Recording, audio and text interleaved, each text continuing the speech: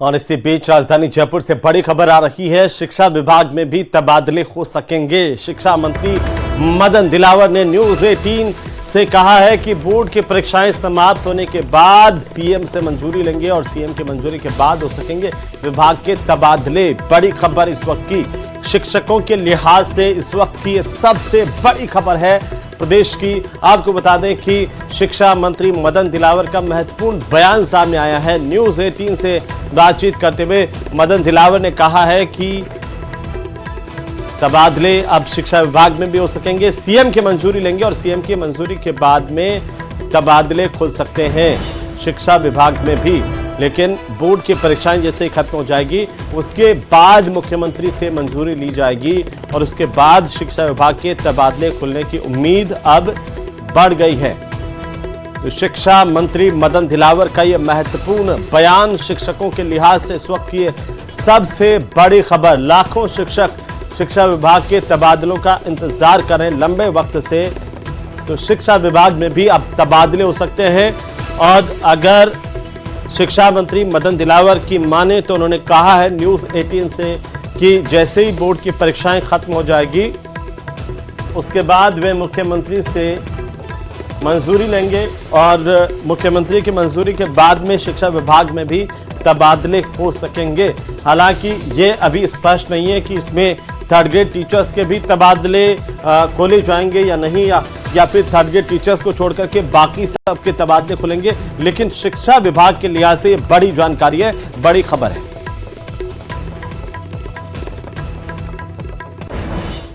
और चलिए अब बात कर लेते हैं हमारे पड़ोसी मुल्क पाकिस्तान की, जिसे भारत से रिश्ते खराब करने की कीमत चुकानी पड़ रही है। आज हम आपको ये बताएंगे कि कैसे पाकिस्तान के बुरे दिन शुरू हो गए हैं और अब हो सकता है कि पाकिस्तान का नक्शा बदल जाए, क्योंकि पाकिस्तान पर ट्रिपल अटैक शुरू हो चुका है। ये रिपोर्ट देखिए।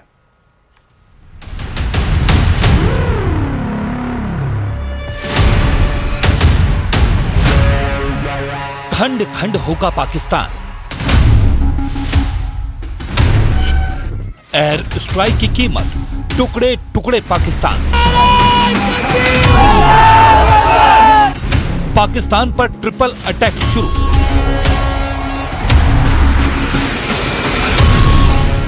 मुनीर के सीने पर हार का एक और मेडल। पाकिस्तान पर ट्रिपल अटैक शुरू हो चुका है। पाकिस्तान के खिलाफ युद्ध का पहला मोर्चा खुला है डूरंड लाइन पर, जहां पाकिस्तान पर तालिबान की चढ़ाई जारी है। युद्ध का दूसरा मोर्चा खुला है खैबर पख्तूनख्वा में, जहां आतंकी संगठन टीटीपी यानी तहरीके तालिबान पाकिस्तान ने कोहराम मचा दिया है। और युद्ध का तीसरा मोर्चा खुला है बलूचिस्तान में, जहां पीएलए यानी बलूचिस्तान लिबरेशन आर्मी के लड़ाकों ने पाकिस्तान आर्मी के काफिले पर हमला कर 47 जवानों की हत्या कर दी। पाकिस्तान ने सोचा था कि एयर स्ट्राइक करके तालिबान को डरा देंगे और बिना एयरफोर्स वाली तालिबान अफगान सरकार पाकिस्तान से डरकर खामोश बैठ जाएगी। लेकिन शहबाज शरीफ और जनरल मुनीर का दांव उल्टा पड़ गया और पाकिस्तान को लेने के देने पड़ गए। तालिबान ने पाकिस्तान पर हमला बोला तो उसके साथ बलूच विद्रोहियों का संगठन पीएलए और आतंकी संगठन टीटीपी दोनों आ खड़े हुए और तीनों ने मिलकर पाकिस्तान पर तीन तरफ से हमला बोल दिया है। तीन तरफा हमले से पाकिस्तान बौखला गया है और तालिबान से पिटता देख अपनी नाकामी छिपाने के लिए पाकिस्तान अब इंडिया इंडिया चिल्लाने लगा है। जी हां, पाकिस्तानी मीडिया चैनलों पर एक्सपर्ट का रोना शुरू हो चुका है। सभी एक्सपर्ट भारत पर तालिबान को सपोर्ट करने का आरोप लगा रहे हैं।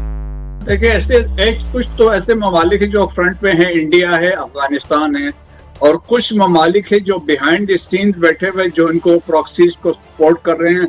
अल्टीमेट पाकिस्तान को डिस्टेबलाइज करना है, चाइना को कंटेन करना, आपके सी पैक को रोकना है। कि मेरे ख्याल में जब तक कोई फॉरेन ताकत आके वहां पे तालिबान को पीछे से सपोर्ट नहीं करेगी तो जंग आगे नहीं जाएगी।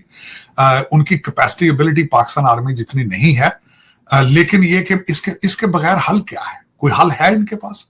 अब पाकिस्तान ने बहुत मिन्नतें की इनकी, इसमें मैं बता रहा हूं आपको, इन्होंने बड़ा सबक है। इस बीच पाकिस्तान के पीएम शहबाज शरीफ ने आतंकी संगठन टीटीपी को पूरी तरह से मिटाने की कसम खा ली है। उन्होंने कहा कि अब टीटीपी को पूरी तरह से कुचलने का वक्त आ गया है। उन्होंने कहा कि तालिबान फिर से उभर आया है और इस खतरे को कुचले बिना पाकिस्तान आगे नहीं बढ़ सकता। दुश्मन सरहद के इस पार हो या उस पार, अब बच के नहीं जाएगा। दोस्त हो या दुश्मन, ये कान खोल कर सुन लें, पाक सरजमीन की हिफाजत के लिए किसी भी इक़दाम से गुरेज नहीं किया जाएगा। सियासी और अस्करी क़यादत ने अपने अज़्म का दो टोक इजहार कर दिया है। एपेक्स कमेटी इजलास में गुफ्तगू करते हुए वज़ीर आज़म शहबाज शरीफ का कहना था कि फितनउल ख़वारिज के मुकम्मल खात्मे का वक्त आ चुका है। सरहद पार से होने वाली कार्रवाइयों का मुंह तोड़ जवाब दिया जाएगा और आइंदा भी देंगे। मुल्क के अंदर दुश्मन के सहूलतकार मौजूद हैं। ये पाकिस्तान को नुकसान पहुंचाने के लिए साजिशों में मसरूफ है। शहबाज शरीफ के इस बयान पर तालिबान ने कहा है कि टीटीपी अकेला नहीं है, उसके साथ तालिबान खड़ा है और पाकिस्तान में घुसकर तालिबानी लड़ाके टीटीपी की मदद करेंगे। तालिबान ने कहा कि अब तालिबान फोर्स के लड़ाके टीटीपी आतंकियों के साथ मिलकर कहीं भी पाकिस्तानी सेना पर हमले कर सकेंगे। तालिबानी सर्वोच्च नेता ने भी इसकी मंजूरी दे दी है। अब तालिबान और टीटीपी के साथ बीएलए के आ जाने से तालिबान की ताकत तिगुनी हो चुकी है, जिसकी वजह से मुनीर के माथे पर हार के डर से पसीना रुकने का नाम नहीं ले रहा।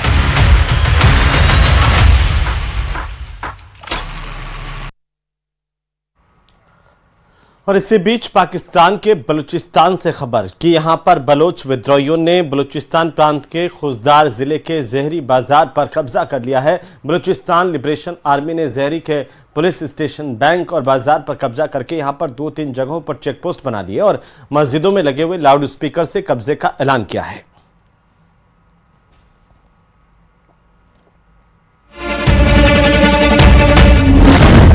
तालिबान से टकराव, बलोच विद्रोहियों का बवाल, आईएमएफ से बड़ा झटका।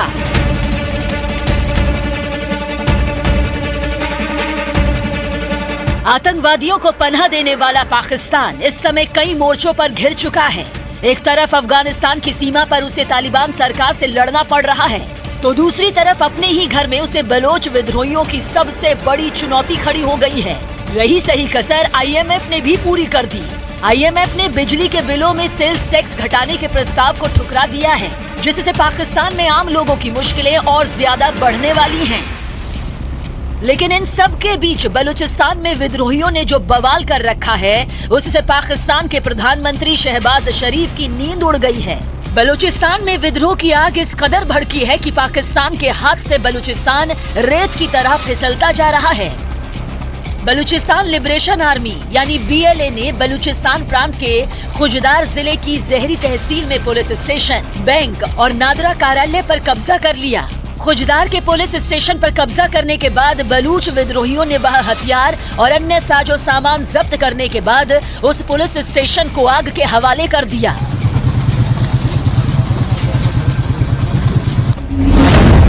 इस बीच बलोच विद्रोहियों ने खुजदार के जहरी इलाके के मुख्य बाजार पर कब्जा कर वहां 2-3 जगहों पर चेक पोस्ट भी बना दिए। बुलबुल जहरी रोड और ट्रांसोन रोड पर भी खास चेक पोस्ट बनाए गए। इसके साथ ही पाकिस्तानी सेना को रोकने के लिए पहाड़ों पर अपनी चौकी भी तैनात कर ली है।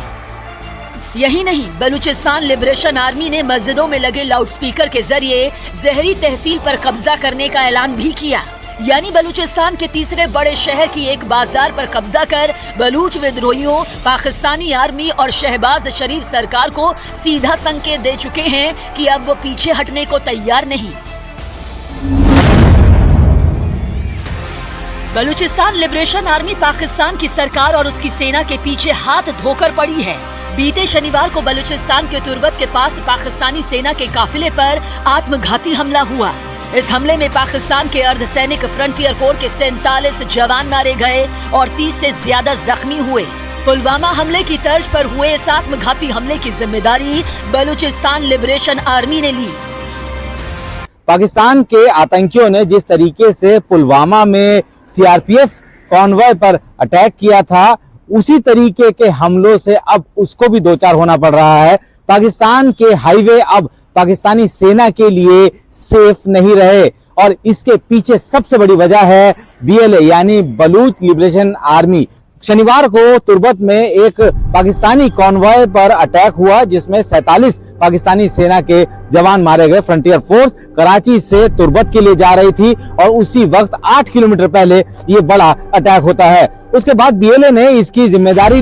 बलूचिस्तान पोस्ट की रिपोर्ट के मुताबिक हमला उस वक्त हुआ जब पाकिस्तानी सेना का काफिला कराची से तुर्बत में फ्रंटियर कोर मुख्यालय की ओर जा रहा था।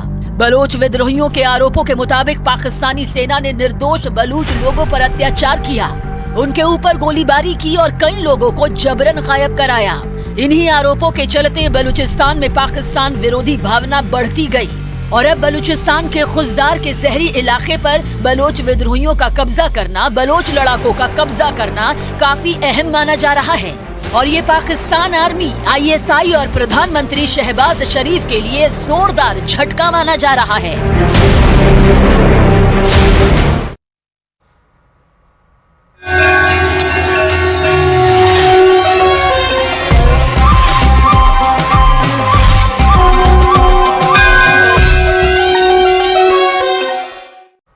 तो चलिए अब बात महाकुंभ की, जहां पर महाकुंभ क्षेत्र में पहली बार एक डोम सिटी बनाई गई है। यहां पर पहुंचने वाले श्रद्धालुओं के लिए यह बेहद आकर्षण का केंद्र बना हुआ है। गंगा के किनारे 15 फीट की ऊंचाई पर बने डोम सिटी में एक दिन के रहने का किराया 1,11,000 रुपए है। रिपोर्ट देखिए।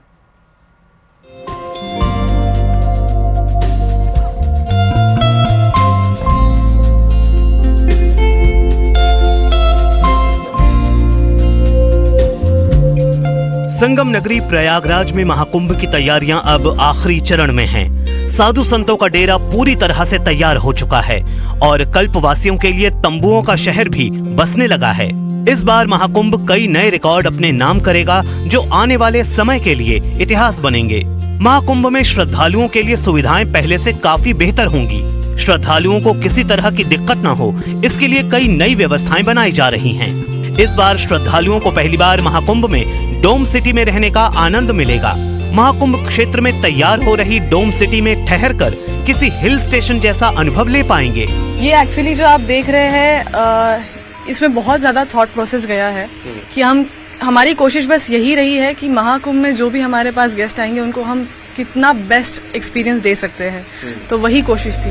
गंगा नदी के किनारे बनाए जा रही डोम सिटी में न्यूज़ 18 की टीम पहुंची और डोम सिटी के अंदर की सुविधाओं को अपने कैमरे में कैद किया। ये देखिए डोम का स्ट्रक्चर है और ये बहुत ही जबरदस्त तरीके का बना है। इसमें 5 स्टार होटल जैसी सुविधाएं होंगी और भी बहुत कुछ है, वो हम आपको अंदर जब चलेंगे तो दिखाएंगे। यहां से हम एंटर करेंगे और आप जब यहां अंदर पहुंचेंगे तब आपको पता चलेगा कि आप किसी आलीशान होटल में हैं, ऐसा आपको फील आएगा। आप देख सकते हैं कि यहां कितना खूबसूरत इंटीरियर के माध्यम से सब कुछ एस्टैब्लिश किया गया है। यहां जिन्होंने ये पूरा इंटीरियर डिजाइन किया है, पूरा ये जो देख रहे हैं डोम सिटी का डिजाइन, झूमर आप देखिए क्या खूबसूरत लग रहा है। ये देख रहे हैं, ये नजारा जो है ये गंगा जी का नजारा है। इधर बिल्कुल फ्रंट पर गंगा जी आपको दिखेंगी। महाकुंभ में पहली बार डोम सिटी का निर्माण हुआ है। 15 फीट की ऊंचाई पर इसका निर्माण हो रहा है। इसमें सात्विक भोजन के साथ साथ सभी लग्जरी सुविधाएं मौजूद रहेंगी। 44 डोम और 176 कॉटेज बनाए गए हैं। इनकी कुल संख्या 220 रहेगी। डोम सिटी के डायरेक्टर ने डोम में रहने के किराए को लेकर बताया कि त्योहारों के मौके पर डोम सिटी के एक दिन का किराया 1,11,000 और दूसरे दिनों में 81,000 रुपए होगा। ये जो डोम आप देख रहे हैं, जो ओवरहेड डोम्स हैं 15 फुट की ऊंचाई पर, इनमें हम पर्व के दिनों में 1,11,000 और सामान्य दिनों में 81,000 रुपए चार्ज करेंगे। और नीचे जो वुडन कॉटेज हैं वहां पर पर्व के दिनों में 61,000 और सामान्य दिनों में 41,000 रुपए। ये 2 लोगों का है, इसमें 2 लोग शामिल हैं। ये पर पर्सन नहीं है, ये पर अकोमोडेशन है।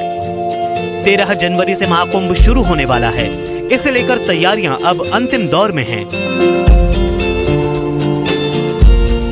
12 साल बाद होने जा रहे महाकुंभ में कई नए रिकॉर्ड बनने जा रहे हैं।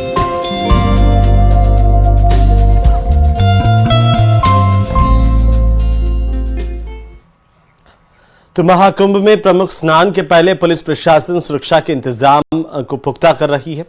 महाकुंभ प्रशासन ने सेक्टर में बटे महाकुंभ क्षेत्र में सभी बड़े अखाड़ों का प्रवेश करवा दिया है और ऐसे में महाकुंभ छावनी में साधु संत बड़ी संख्या में मौजूद है और ऐसे में योगी सरकार ने महाकुंभ की सुरक्षा को अभेद्य बना दिया है।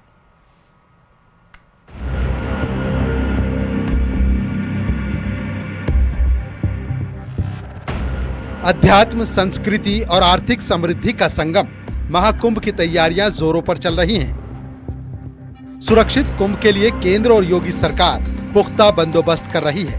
यही वजह है कि हर रोज कई जगहों पर मॉक ड्रिल हो रही है।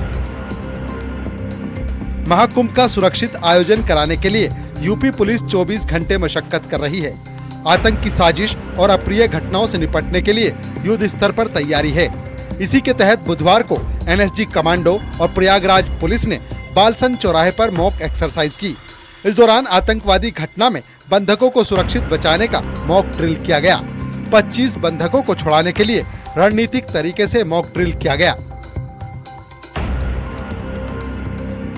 इस मॉक एक्सरसाइज के दौरान commissionerate Prayagraj police, NSG commando और एटीएस टीम शामिल रही। तीनों सुरक्षा एजेंसियों ने तालमेल के साथ अपनी कुशलता और तत्परता का प्रदर्शन किया ताकि ऐसे हालात से निपटा जा सके। वहीं दूसरी ओर बुधवार को सबसे अहम अखाड़ों में पुलिस ने सुरक्षा इंतजाम को परखने के लिए भी मॉक ड्रिल की। आधी रात में सुरक्षा इंतजाम को पुख्ता करने के लिए ड्रिल किया गया। महाकुंभ में इस बार 40 करोड़ से भी ज्यादा लोग पहुंचेंगे। ऐसे में किसी भी आपातकालीन स्थिति से निपटने के लिए पुलिस प्रशासन लगातार तैयारियों में जुटी है। अखाड़ों की पेशवाई के साथ साधु संत धीरे धीरे अपने अखाड़ों में धुनी रमाने लगे हैं।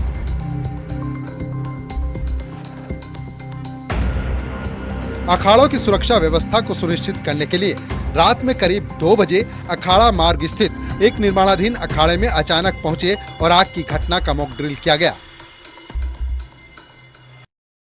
आप खड़े हैं इस समय परेड क्षेत्र में और ये थाना परेड का एरिया है और ये काली रैंप है, वेणी बांध है। तो यहाँ पे एक इंटरसेक्शन है और जब हमारे पीक डेज की ड्यूटी होती है तो उस टाइम पे श्रद्धालुओं का दबाव ज़्यादा रहता है तो उनको डाइवर्ट किया जाता है मोरी रैंप की तरफ कि वो संगम क्षेत्र के लिए सीधे ना जाके मोरी रैंप होके जाएं। तो उसी डाइवर्जन प्लान को जब लागू किया जाता है तो उस टाइम पे एक धक्का मुक्की की पोजीशन बनती है। तो हमारी जो पुलिस फोर्स है तो उसको ट्रेनिंग देने के लिए आज ये हमने मॉक ड्रिल ऑर्गेनाइज करी थी जिसमें किस तरीके से हमने भीड़ को हैंडल करना है और किस तरीके से उनको डाइवर्ट करना है। आपको बता दें कि प्रमुख स्नान के पहले महाकुंभ पुलिस सुरक्षा के इंतजाम को पुख्ता कर रही है। महाकुंभ में अखाड़ों का अपना अलग ही संसार है। सेक्टर में बटे महाकुंभ क्षेत्र में सबसे बड़े अखाड़े प्रवेश कर गए हैं। अखाड़ों के इस संसार में साधु संत बड़ी तादाद में मौजूद हैं। ऐसे में कोई साजिश रच बड़ी वारदात को अंजाम न दे दे, इसके लिए पुलिस प्रशासन खासा सतर्क है। Bureau report, news 18।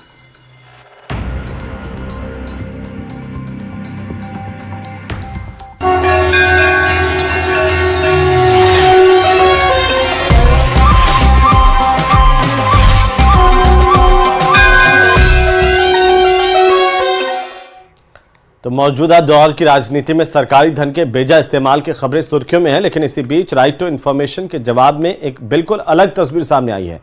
आरटीआई से पता चला कि देश के वर्तमान प्रधानमंत्री नरेंद्र मोदी और दिवंगत पूर्व प्रधानमंत्री डॉक्टर मनमोहन सिंह ने कभी दिवाली समारोह के लिए भी सरकारी पैसों का इस्तेमाल नहीं किया।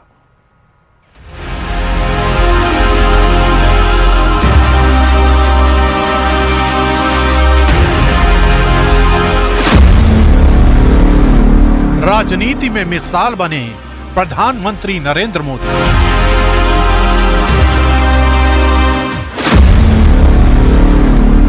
आरटीआई ने बताया राजनीतिक नैतिकता का सच।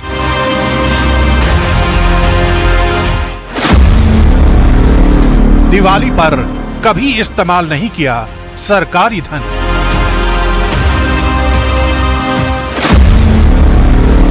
पीएम मोदी और मनमोहन सिंह ने पेश की बड़ी मिसाल।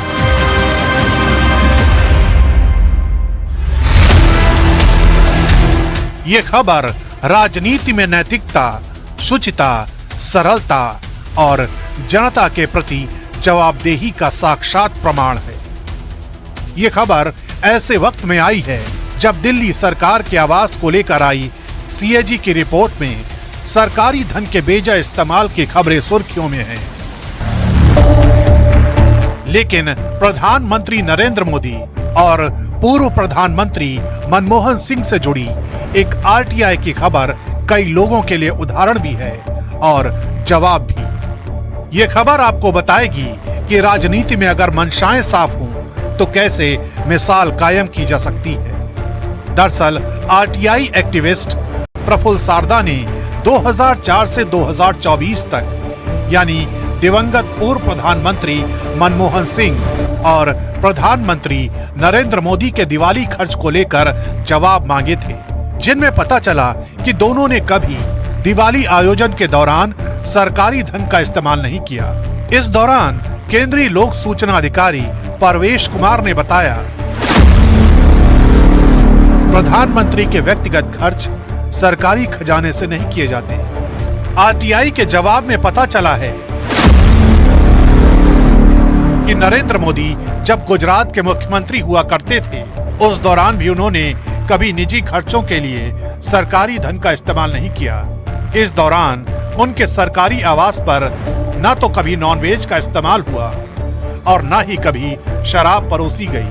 आधिकारिक मौकों या राजनयिकों से अलग कभी भी सरकारी आवास पर किसी रिश्तेदार या परिवार के सदस्य को लंच या डिनर के लिए आमंत्रित नहीं किया गया। सरकारी आवास पर पीएम मोदी की मां को बुलाया गया, वो भी सिर्फ एक बार। इतना ही नहीं, अपने आधिकारिक आवास में नरेंद्र मोदी सिर्फ एक ही कमरे का इस्तेमाल करते हैं। आरटीआई दाखिल करने वाले प्रफुल्ल सारदा के मुताबिक ये आरटीआई हमारे मंत्रियों, सांसदों, विधायकों और यहां तक कि नगर सेवकों के लिए एक याद दिलाने का काम करती है, जिनमें से कई राजकोष का धन खर्च करने से पहले 2 बार नहीं सोच। लेकिन यहाँ हमारे पास 2 लोग हैं, एक वर्तमान प्रधानमंत्री और एक पूर्व प्रधानमंत्री, जिन्होंने 10-10 वर्षों के कार्यकाल में ऐसा उदाहरण प्रस्तुत किया है।